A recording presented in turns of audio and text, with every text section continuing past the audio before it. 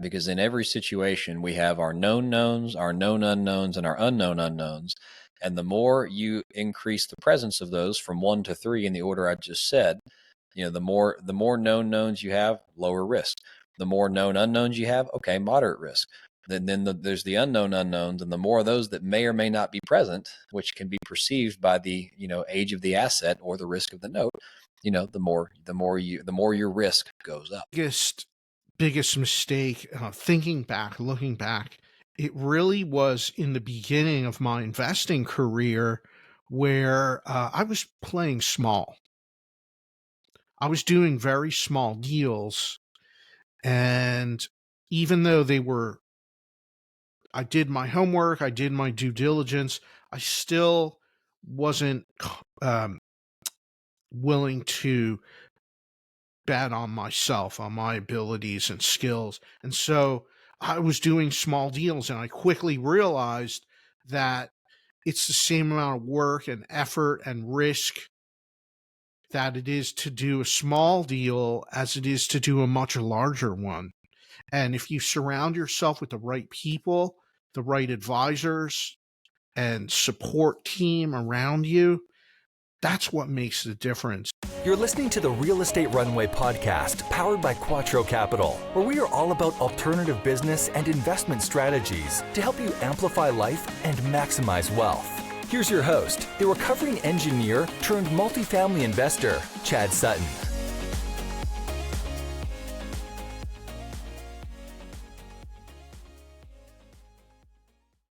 All right. Real Estate Runway family, welcome to another episode of the Real Estate Runway podcast. I'm joined here with my friend Fred Moskowitz. And before we get into this show, folks, if you get any value out of what we do here at Real Estate Runway or the show today, hit that share button, send it to someone you like, pay it forward.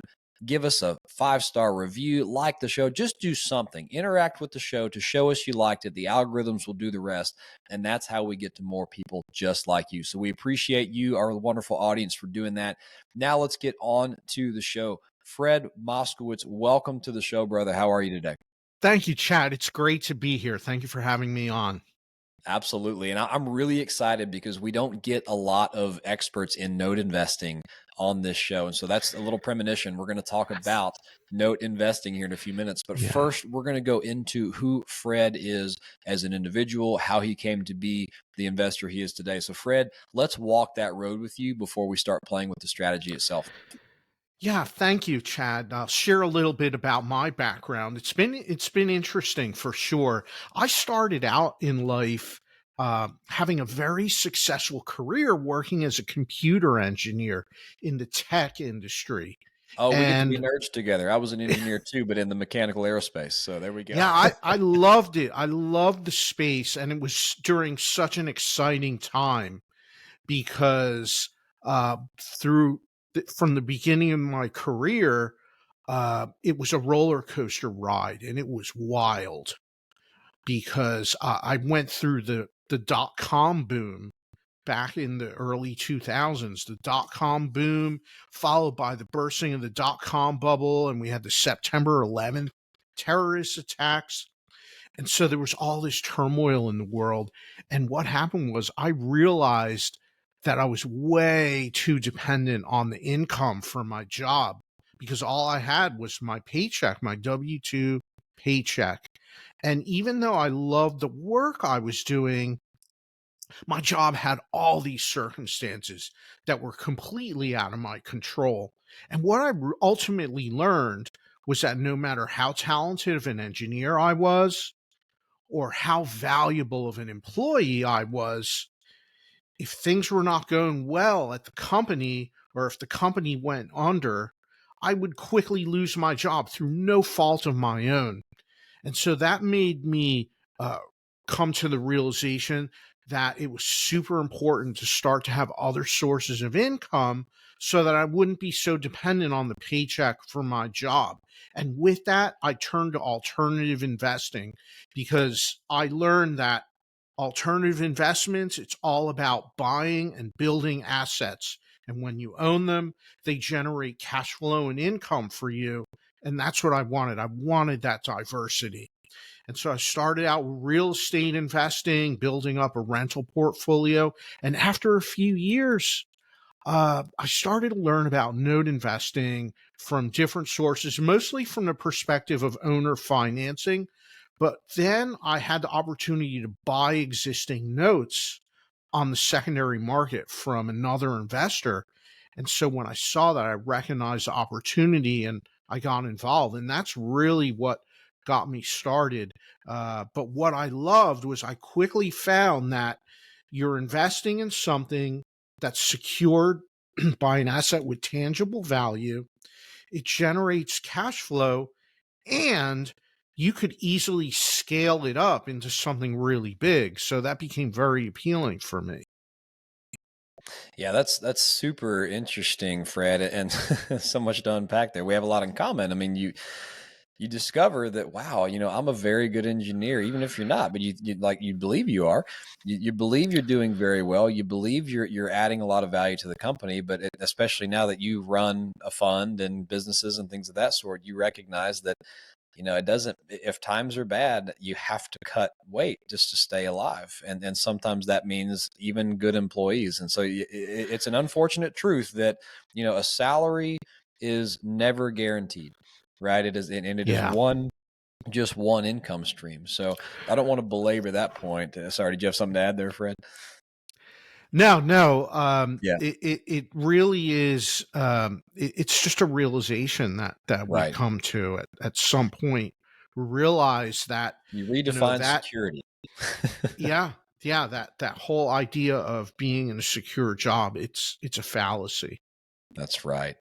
So I'm excited for this because I feel like we're going to spend a lot more time talking about the meat today than usual. Let's start with, a lot of people on this show listening to this podcast are very familiar with using leverage, but Yeah. let's talk about what is a note, what is note investing, and let's just start to walk with you on what we need to know about this strategy. Yeah, absolutely. So what is note investing?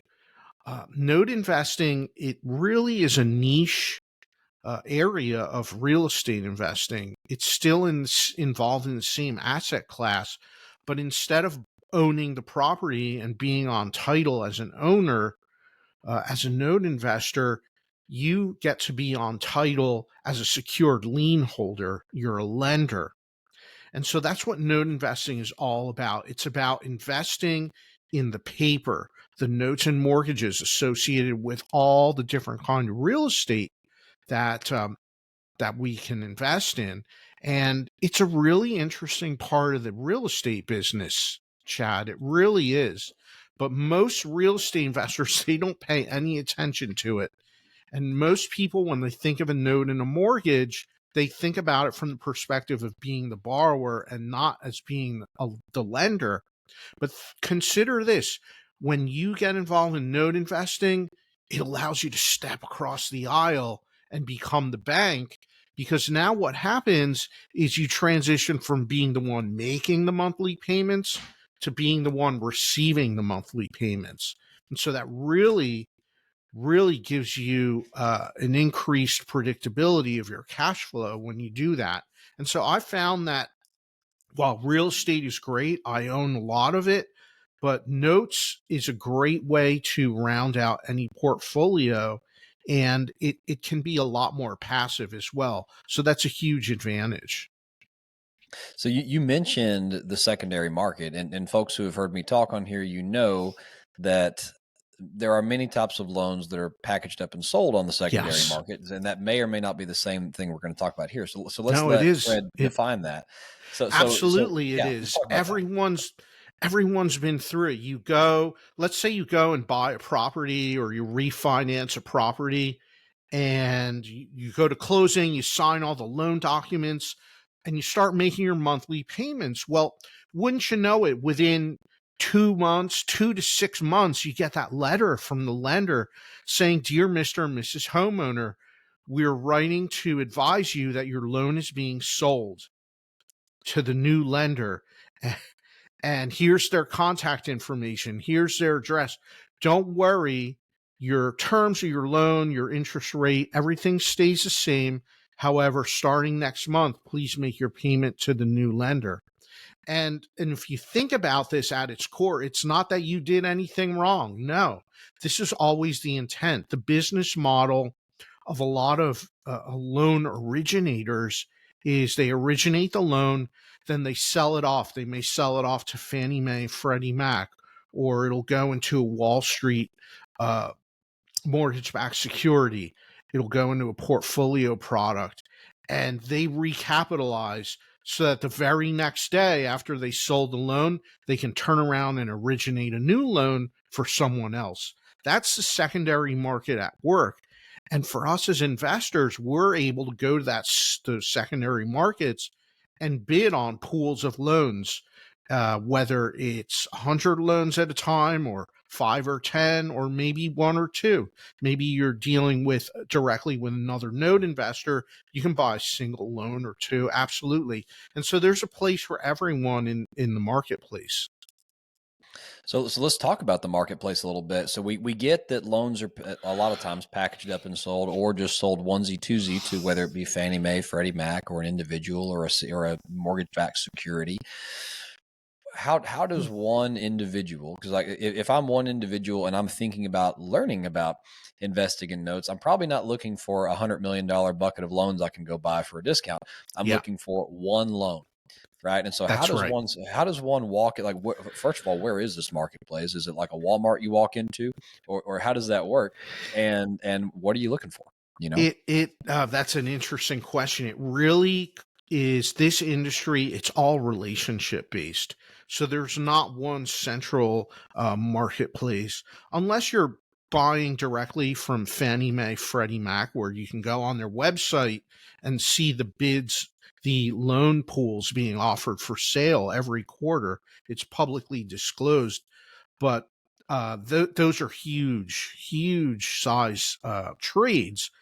So for investors, we buy loans from other note investors. We buy notes from other note funds, hedge funds, smaller players. They're out there in every size, and it's all about building personal relationships. So how do you do that?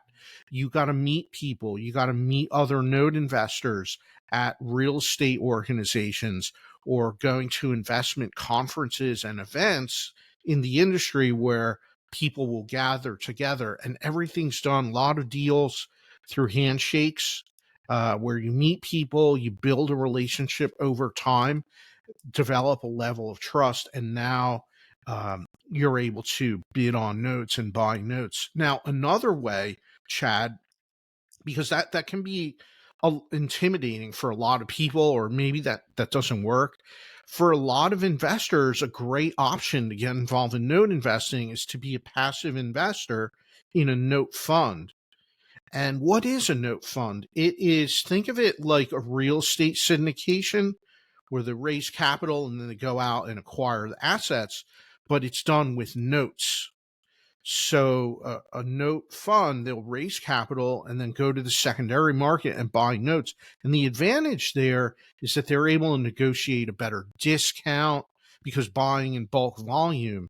And the fund managers, they have those relationships in place already. So they have access to notes. They have the knowledge and skills to manage the portfolio, conduct the due diligence. And so for a lot of people, they like that, because I find some investors, they want to be active and go and build a portfolio. Great, you can do that.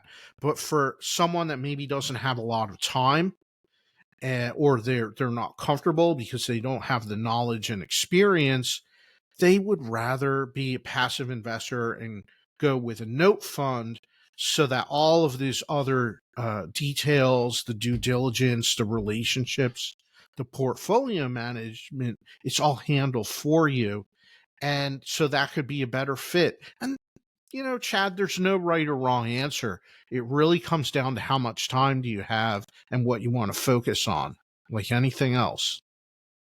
That makes a lot of sense, Fred. And so I'm gonna develop this question for a second, because it's a little more in depth, right? And it's going to take you a little more to answer. But, in real estate, we understand that you make your money when you buy, right? And so ideally Yes. you're looking for discount buys on real estate versus market value. And in a lot of cases, you will buy that piece of real estate, maybe add some value to it, or just hold it for a period of time. It will appreciate and you will sell it. And through cash flow and appreciation, that's how you effectively make your return. So now if we come and we draw a parallel to the note investing side, right? What is the strategy like that I'm trying to follow? And I guess most importantly, once a lender makes, let's say an originator originates a home loan and they sell it to Fannie Mae or to a bank or something, and that investor holds that note, what is the strategy that would compel them to want to sell it to you, right? So let's kind Yeah. of, just like I just walked through real estate on how we make money in real estate, how does that life cycle work for a note? The biggest reason that's a great question, by the way. And notes are bought and sold every day. The biggest reason for that is for liquidity. It's because that investor, that fund, they need to sell off loans because they need to raise the capital they're buying into their next transaction. This is always what it comes down to. And if you think about it, they've been holding those notes maybe for a number of years, collecting the cash flow and benefited from that. And now they want to have their capital back to put it at highest and best use. And so they'll sell it. Notes are sold typically at a discount from the amount owed. So that drives the yield up even more. And so there's all these scenarios. Some of it happens to be timing. In particular, at the end of the year is a time where we see a lot of loans being traded because maybe a fund is closing down and they need to get rid of liquidate all the assets, or preparing for another larger trade. And so it's all about liquidity. And the interesting thing about notes is they are very liquid. It's so you can sell a note within a couple of days and have the transaction closed and have your capital. So it's a lot quicker than trying to sell a property. Yeah, with all the diligence and such that goes with it. Yeah. So okay, so if I can kind of walk that example, let's just assume that there's a big Wall Street firm who has $100 million package of notes. It's very big, right? And Yep. they have an opportunity because let's say it's 2009, they have an opportunity right now to perhaps buy $1 billion of loans at 30 cents on the dollar. So that's a situation where maybe they're like, okay, well, we had good loans over here in our $100 million bucket, but we need to go sell all those off and get this cash so we can go buy a deeper discount over here. But when they sell those loans off, perhaps the cash flow that those are selling off is still enticing to another investor at, say, 75 cents on the dollar, right? Yep. And so that's how the transaction kind of starts to happen, right? It's Exactly. perceived value. Yes. Okay. Exactly. And And yeah, go ahead. a lot of it comes down to the time value of money and liquidity at the exact moment it's needed. Right. The name of the game in note investing is to keep your capital deployed as close to 100% of the time as possible.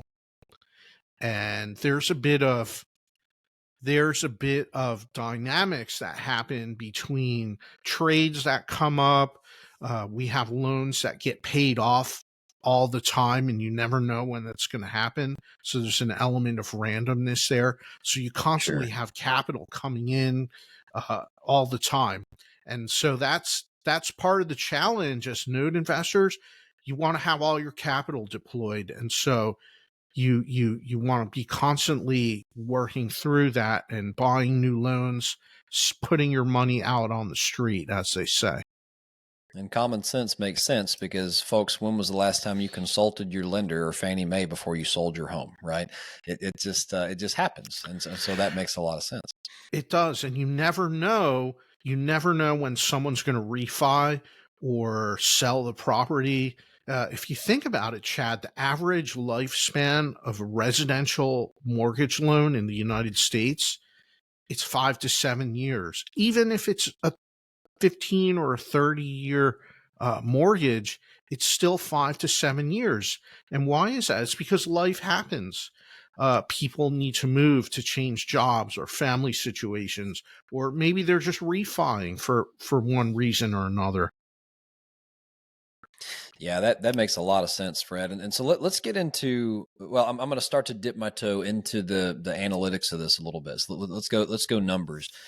So to start it off, if I'm a note investor, I'm going to, let's say I've built some relationships. Maybe I have some banks, maybe I have some investment funds, some individuals who do private lending. I mean, there's all sorts of people you may build relationships with. Yeah. And I get presented an opportunity.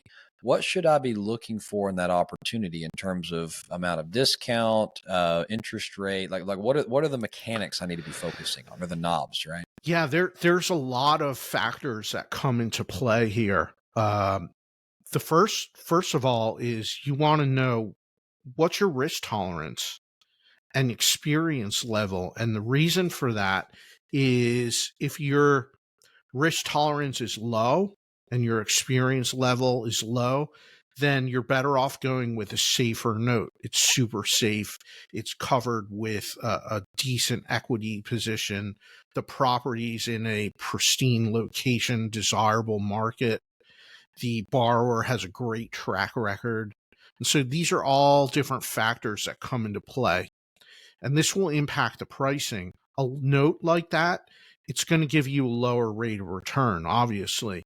Now, And so hold on, Fred. So to describe that mhm, note might be a mortgage that is 7 years old. The house has had 7 years to appreciate. So maybe it's effectively 25% loan to value. The borrower's never missed a payment. Is that kind of a low yeah, risk note? Okay. yes, exactly. And so we can go all the way down the scale. Notes will come up that have different problems. Maybe there is not a perfect payment history on the note.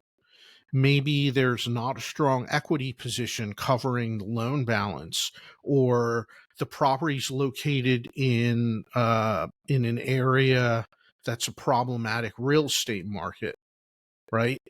All of these different factors. What if there's a title issue that is impacting the lien on the property? Has nothing to do with the borrower. It's just a title issue that has to be dealt with. And so all of these factors, they'll impact the pricing on the note and the risk. And so these are all different problems. And for you as an investor, do you have the wherewithal to deal with that? Are you willing to take that on? And if you can fix some of those problems, you're actually going to be increasing the value of the note when you do that. And all along the way, you're still earning your cash flow, which is nice. And so I always say, start out with a low risk note, and as you build experience, as you get better, you're going to be comfortable with taking on bigger and bigger risks or more problems, and you can handle those. This goes for any type of alternative investment, real estate, anything. It's the same idea. As you get more experience, your comfort level with more complex deals and problems just goes up, and you can earn a higher profit. You're going to take on more risk. However, you have the skills to mitigate those risks as well. Yeah. And so to draw parallels, guys, I mean, I talked about a low risk note, right? To draw that to a property, that might be a brand new build of whatever it is you like to invest in, right? It's going to have the lowest amount of things that can go wrong with it, the most new and current infrastructure, but it's probably going to yield you like a low single digit return because it's going to sell for top dollar. It's a coveted asset that is easy and low risk. Whereas to go to the other side of it, Fred was talking about, okay, payment history issues. Maybe the loan to value is not so good. Maybe it's in a declining market, where that's not going to get any better. And so you have to be able to fix those things. For example, let's talk about a decrepit Class D apartment building, right? Has a lot of infrastructure issues. It needs substantial strategic capital infusion, probably won't cash flow well. The novice investor probably would not take on that risk, whereas someone who has done that before or worked up to that would have the wherewithal, the cash, and the ability to weather the unknowns of that situation. And so risk is, in my mind, Fred, risk is just the number of unknowns. Right, because in every situation we have our known knowns, our known unknowns, and our unknown unknowns. And the more you increase the presence of those from 1 to 3 in the order I just said, the more known knowns you have, lower risk. The more known unknowns you have, okay, moderate risk. Then there's the unknown unknowns, and the more of those that may or may not be present, which can be perceived by the age of the asset or the risk of the note, the more your risk goes up. So yeah. That's well said. So to take this, let's go a little further into the process, Fred. In a real estate, and I'm going to qualify the level of detail I'm looking for by explaining it. In a real estate transaction, let's just say a commercial real estate transaction, you may have a purchase and sale agreement and negotiation. You may have a financial contractual and legal due diligence period. I still cannot learn these emojis. It's cracking me up. And you may have a closing period where you have, you get a loan, and then you get, the transfer of title, closing document, settlement statement. What does the transaction look like when you endeavor to purchase a note? You reach a handshake agreement. What happens next? It's very, very much similar to what you described. You have a purchase and sale agreement that the buyer and seller sign. It's going to dictate a due diligence period where you as the buyer have access to all the loan documents, all the financial information about the borrower, about the loan, the property. You can review everything, and then there's a time frame dictated to fund the loan. Now, there's not going to be any financing in these trades. They're all cash. And so the purchase will be funded. And then after that, there's a period for the transfer of loan servicing. And what that means is loans are typically serviced by a licensed loan servicer. And they're the ones that sit at the front end of the loan, the borrower facing, and they handle all the admin. They collect the payments from the borrower. They take the phone calls. They keep track of the amortization schedule of the loan. And they do all of this. Think of it like, Chad, think of it like the same way a property manager manages a rental property. The loan servicer manages the loan on behalf of the lender. Very clear. And so they're a crucial vendor in our world. And so there's going to be something that happens called a servicing transfer, where the seller's loan servicer does a clean handoff to the buyer's loan servicer. And so those things are all dictated in that agreement. And then there's a deadline to ship the original loan file to the buyer. And that's it. That's really it in a nutshell. Once you receive your loan documents as a buyer, then you will record the transfer documents on title in the county where the property is, so that you become now a lien holder of record for that mortgage, because it's assigned to you, and there'll be an assignment document to memorialize that. And now that goes on public record, so that when a title search is run, they're going to see the mortgage, and then they're going to see each of the assignees, and the title company knows who they need to talk to about getting the lien released when the property is going to be sold or refinanced. Well, there you have it, folks. This has been about as much as we can cram into a 30-minute episode on note investing. So before we let Fred go, we're going to do a couple of our Quattro questions, and we're going to give him a chance to talk about some of the stuff he's doing in this world, maybe even his fund if he's open to it. So are you ready, Fred? Yeah, let's do it. All right. First question, Fred, what is your superpower? And it could be life or business, but what is it and how does it serve you?